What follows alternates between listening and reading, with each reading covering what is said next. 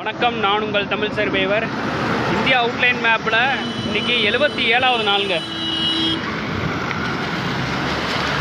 ஆரன் போட்டே சாவடிக்கிறாங்க. இன்றைக்கி 77வது நாள்.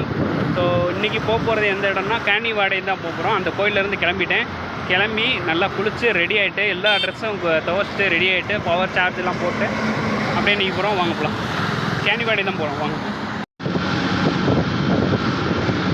இதாங்க நீங்கள் பார்க்குற அந்த கேணிவாடி அப்படின்ற ஒரு ஊருக்கு போகிறதுக்கு முன்னாடி போகிற ஒரு ஆறு. இங்கே தான் வரலான்ட்டுருந்தேன். மேக்ஸிமம் கூட்டி வந்துட்டார். ஓரளவு வந்துட்டோம், இந்த ஊருக்கு வந்துட்டோம். இப்போ என்ன விஷயம்னா எங்கே தங்குறது தான். அதான் யோசிச்சுட்டு இருக்கேன் எங்கே தங்கலாம்னு சொல்லிட்டு. அதுக்கு முன்னாடி ஒரு சின்ன ப்ராப்ளம் ஆயிடுச்சு. என்னென்னா இந்த பவர் பேங்க் சார்ஜ் ஃபுல்லாக செல்லு இறங்கிடுச்சு. ஏதோ ப்ராப்ளம்னு நினைக்கிறேன். பார்க்கணும், அது என்னென்னு பார்க்கணும். ஸோ அது இல்லாமல் ஃபோன் சார்ஜர் கம்மியாக இருக்குது. என்ன பண்ண போகிறேன்னு எனக்கே தெரில முக்கியமாக.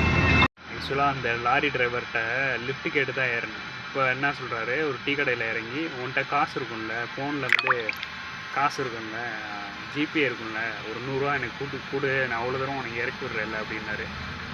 அவருக்கு புரியல நான் என்ன சொல்கிறேன். என்கிட்ட காசே இல்லை, நான் ஜிபே இப்படி தான் வால்கான் லெஃப்டாக போயிட்டுருக்கேன் அப்படின்னு சொல்லி. அவங்களுக்கு ஹிந்திக்காரங்களுக்கு சரியாக புரியாதில்ல.